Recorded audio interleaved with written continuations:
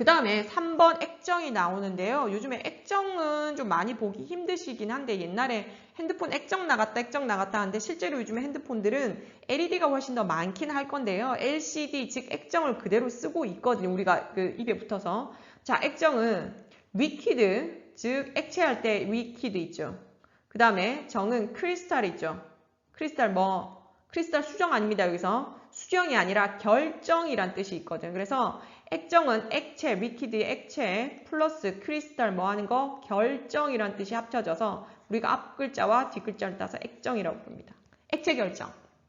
그래서 액체는 결정이 없죠. 그죠? 그런데 고체 성질을 갖고 있거든요. 그래서 액체와 고체의 중간 물질이라고 보시면 됩니다. 그래서 옛날에 이 액정 TV, LCD TV가 한 20년 전만 해도 꽤 많이 활용하기도 했죠. 그죠? 요즘에는 거의 잘 안 나오지만, 단종돼서 안 나오지만요. 근데 얘네들이 LED하고 그 다음에 유기 그 발광 다이오드처럼 뭐가 되냐면 단순히 그것들이 복잡한 게 아니라 얘는 단순하거든요. 그래서 시험 문제에 잘 묻기가 좋거든요. 그래서 아직도 교과서에 남아 있습니다. 액정. 물론 아직도 쓰는 데가 있긴 있기도 하거든요. 또 하기도 하고 해서 이게 좀 나와 있으니까 원리를 좀 설명드리겠습니다. 자, 일단 이 그림을 보실 때요. 여기 글씨가 잘 보이실지 모르겠는데 자, 여기에 뭐라고 적혀 있는지 여기에 뭐라고 적혀 있냐면 수직 평광판이랑 여기 뭐가 되냐면 수평 평광판 이렇게 되어 있거든요. 그러면 뭘 알아야 되냐면 평광이란 걸 먼저 아셔야 되는 거죠. 자, 평광이라고 하는 건 빛이 일부 뭐 하는 건 다 치우쳐 있다라 뭐 이런 뜻이 되는데 다시 한번 설명드릴게요. 빛은 원래 사방으로 다 가야 되죠. 빛이 모든 곳으로 다 갑니다. 직진성이 있기 때문에 365도 다 갈 수 있거든요. 근데 평광은 우리가 요 365도 가는 것 중에서 우리가 원하는 방향으로만 가도록 만든다는 얘기죠. 즉 요렇게 수직 평광판 세로 줄 요렇게 돼 있으면 빛은 어떤 방향으로만 요쪽 방향으로만 통과하게 만들겠다는 얘기입니다. 세로 방향으로만. 그래서 이게 면으로 그려놨죠. 그죠? 그래서 이쪽 방향으로만 가도록 되어 있다. 다른 방향, 즉 옆으로 이렇게 들어오는 빛 들어올 수 있다 없다? 안 들어옵니다. 요처럼 뭐 하는 거 이런 빛 있죠. 이런 빛 못 들어온다는 얘기입니다. 여기서는 못 들어와요. 오직 이렇게 세로 빛만 들어온다는 얘기고요. 수평 평광판은 말 그대로 이렇게 돼 있죠. 그럼 얘도 어떻게 옆으로 된 빛만 뭐 한다? 요렇게 생긴 빛이 있죠. 요 빛만 뭐 한다? 통과시킬 수 있다는 얘기입니다. 이게 평광입니다. 즉 빛이 365도로 다 가는 것 중에서 즉 사방으로 퍼지는 빛 중에서 우리가 원하는 특정한 방향의 빛만 통과시킬 수 있도록 만든 게 뭐라고? 평광판이죠. 그래서 수직 평광판은 빛이 어떤 방향? 요런 빛만 통과시키는 거 수직 방향. 그 다음에 수평 평광판은 어떻게? 요런 방향의 빛만 통과시킬 수 있도록 뭐 한다? 만들어 놓은 거라고 보시면 되겠습니다. 그럼 이제 원리 설명드릴게요. 자, 그럼 이 LCD TV에서는 자 평광판이 몇 개 필요해? 2개가 필요하죠. 수직과 수평 2개가 필요합니다. 물론 이 2개는 서로 바뀌어도 됩니다. 뒤에가 수평 와도 되고요. 앞이 수직이 와도 됩니다. 상관없습니다. 자 그럼 뒤에 일단 수직이 있고 앞에 수평이 있다라고 봤을 때요. 그럼 이제 통과하는 빛은 자 뭐 하는 거 이렇게 수직인 빛이 통과했겠죠. 들어왔습니다. 들어왔는데 이 액정에 보시면 자 여기 지금 전기가 흘러 안 흘러? 안 흐릅니다. 흐르지 않을 때입니다. 왼쪽 전류 안 흐를 때. 안 흐를 때는 액정이 이렇게 비틀려져 있습니다. 그럼 빛이 이렇게 들어오다가 이 액정들 사이를 통과시키다 보니까 빛이 뭐하는 거 이렇게 휘어지죠. 빛도 뭐하는 거 휘어집니다.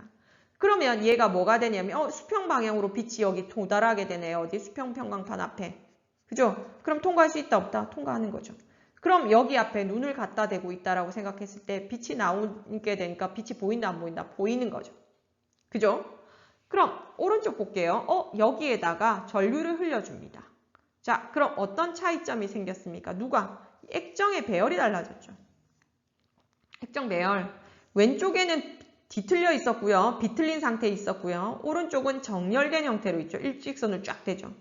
그러면 자 똑같이 빛이 이렇게 수직 빛만 들어왔을 텐데 얘가 액정들이 정렬되다 보니까 빛이 경로를 튼다 틀지 않는다. 안 틀거든요. 그대로 수직으로 오게 되니까 오죠. 안 틀립니다. 여기는 틀어졌습니다. 그림 다릅니다.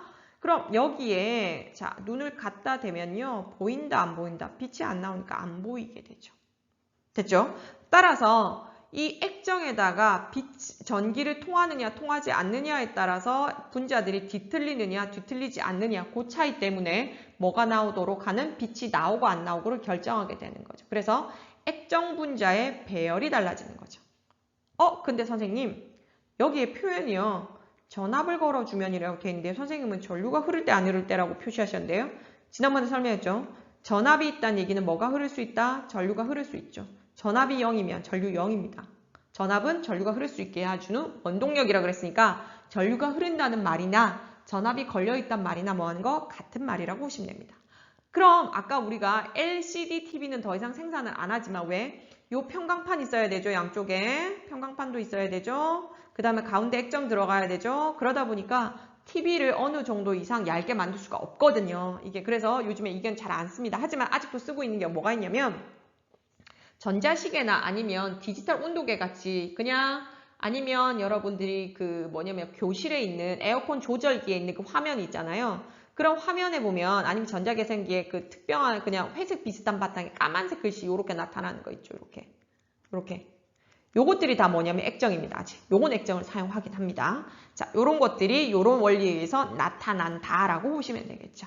자, 넘어가겠습니다. 자, 그럼 오늘은 다른 얘기를 할 건데요. 이제 전기 전도성을 이용한 거 끝났고요. 이제 자기적 성질을 이용한 신소재 볼 텐데요. 자기는 뭐라고 얘기하면 됩니까? 자석이라고 보시면 됩니다. 그래서 이 자석을 가진 게 자석의 성질을 자성이라고 하죠. 그래서 이 자석의 성질을 활용한 신소재가 있습니다. 자, 그럼 첫 번째 볼게요. 자, 가장 많이 볼 게 초전도체인데요. 이 초전도체는 말 그대로 초전도 현상이 나타나는 물질, 아무나 초전도 현상이 나타나는 건 아니고 특정한 물질 초전도체라는 거에서 나타나더라. 자, 그럼 이 초전도 현상이란 뭐냐? 그럼 얘네들 특징은 특정 온도 이하에서 전기 저항이 뭐가 되는 거? 0이 되는 거. 아까 선생님이 도체 설명할 때 설명드렸죠. 온도가 올라가면 뭐가 올라가는 게 정상이라고요? 이렇게 전기 저항이 증가하는 게 정상적입니다. 온도 올라오면 증가합니다. 그런데 이 초전도체는 희한하게 뭐가 되냐면 저항이 이렇게 감소하는 게 아니라 온도가 어느 정도가 되게 되면 뭐가 돼버린다? 얘가 저항이 이렇게 0이 돼버립니다. 0이 돼버려요. 전기 저항이 없다는 얘기예요. 즉 전류 흐름을 방해하지 않는다는 얘기입니다. 그러면 아무 때나는 아니고 이 특정 온도가 주어져야 되는데 이 그래프에서는 I라고 주어졌네요.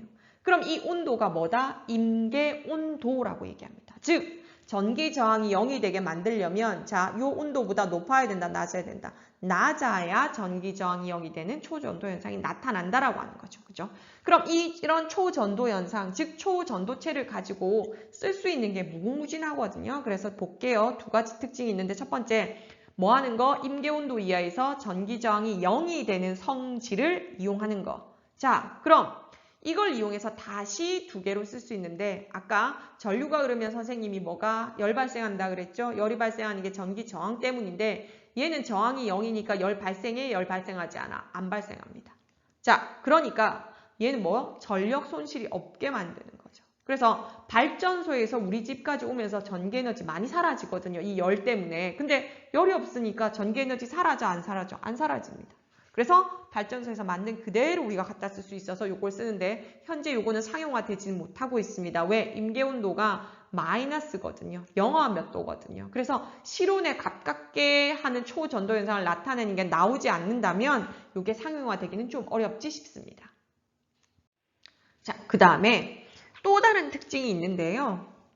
2학기 때 여러분은 상당히 많이 괴롭히긴 할 거지만 열을 발생하지 않아 센 전류를 흘릴 수 있으므로 갑자기 이게 나오는데 여러분 전자석 혹시 만들어 봤습니까? 초등학교 때? 목 같은 쇠에다가 뭐 하는 거냐면 얘를 물론 가열시키긴 해야 되지만 가열시킨 다음에 이렇게 구리선 같은 거 감는 거죠. 니크롬선 같은 거. 그러면 얘가 전류가 흐르면 이 못 자체가 뭐가 돼? 자석이 됩니다. 전기가 안 흐르면요. 자석이 아닙니다. 즉 전류가 흐를 때만 자석이 된다 그래서 전자석이거든요. 전기가 만들어낸 자석. 그러니까 여기 전기 저항이 0이라는 얘기는 여기에 전류를 세게 흘릴 수 있으니까 자, 자석이 세진다, 약해진다, 세지거든요. 그래서 열을 발생하지 않아 센 전류를 흘릴 수 있으니까 센 자석을 뭐 할 수 있다? 만들어낸다는 얘기죠. 우리가 필요해 해서. 우리가 일반적으로 쓰는 막대 자석은 얘를 세기를 하는 크게 하는데 한계가 있는데 얘는 가능하다는 얘기죠. 그래서 쓰는 게 뭐 자기 공명 장치 MRI 있죠, 그죠? 요걸 이용한 거고요.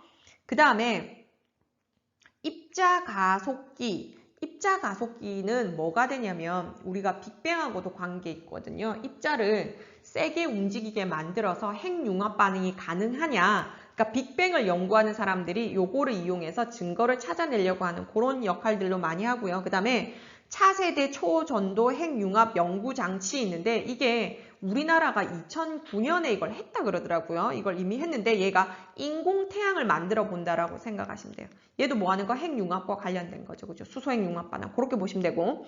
그 다음 얘는 초전도 양자 간섭 소자. 얘도 의료기기이긴 한데요. 미세한 자기장 변화를 감지해서 심전도나 뇌파 같은 걸 측정할 때 사용한다라고 하더라고요. 그래서 이런 것들을 보시면 되고요. 자, 그 다음 또 다른 특징은 뭐가 있냐면요. 자, 아까 전기정 0이 되는 성질이 있었고 또 다른 성질인데 이게 좀 되게 재밌거든요. 외부 자기장을 밀어내는 걸 뭐 반자성이라고 부르는데 요거 그림 볼게요. 이게 뭐냐면 반도체, 그거 뭐 초전도체입니다. 아이고 안 보이네요. 색깔 바꿀게요. 요 동그라미가 초전도체거든요.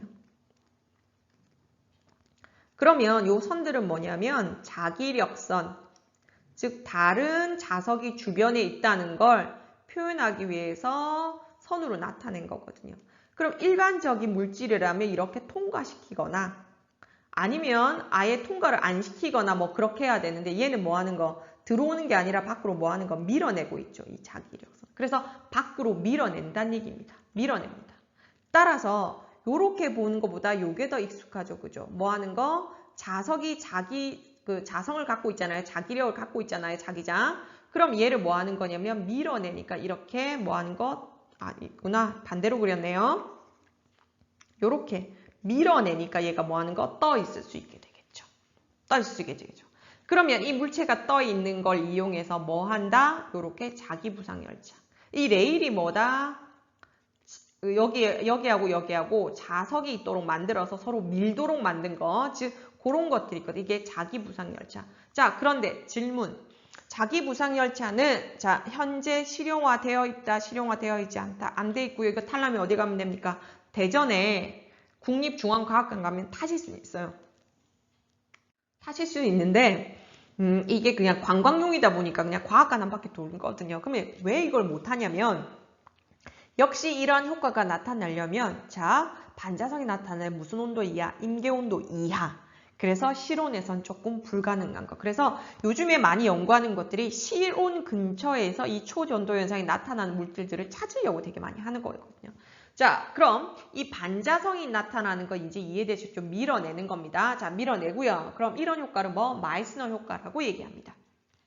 됐죠? 넘어갈게요. 그 다음에 네오듐륨 자석이 있는데 자, 네오듐륨 자석은 일반 자석보다 뭐하다? 강력하다라고 보시면 되죠.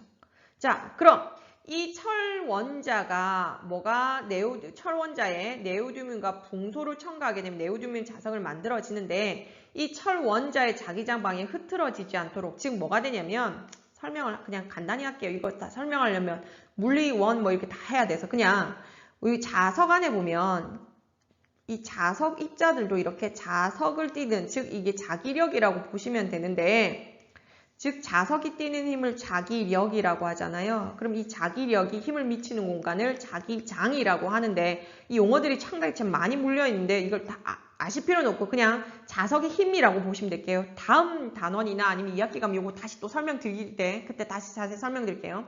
원래 일반적인 막대 자석은 요 자기력들이 한 개가 아니라 그 입자들이 있잖아요. 그러니까 여러 개가 이렇게 있는데 방향이 다 똑같아서 이 자기력이 합쳐지는 게 아니라 어떤 놈이 이쪽이고 어떤 놈이 이쪽이고 이쪽 이렇게 해서 뭐가 되냐면 약간 휘어져 있는 방향입니다. 그러면 이 힘들이 똑같이 이렇게 직선으로 된 것보다 강하겠습니까? 약하겠습니까? 약하겠죠. 좀 분산되니까. 그런데 이 네오듐 자석은 철원자 사이에 네오듐의 붕소를 첨가하게 되면 이 방향들이 모두 다 뭐 하는 거야? 한 방향을 가리키게 만들다는 얘기죠. 그러면서 뭐가 강한 자석, 즉 합쳐진 게 세게 나오니까. 그죠?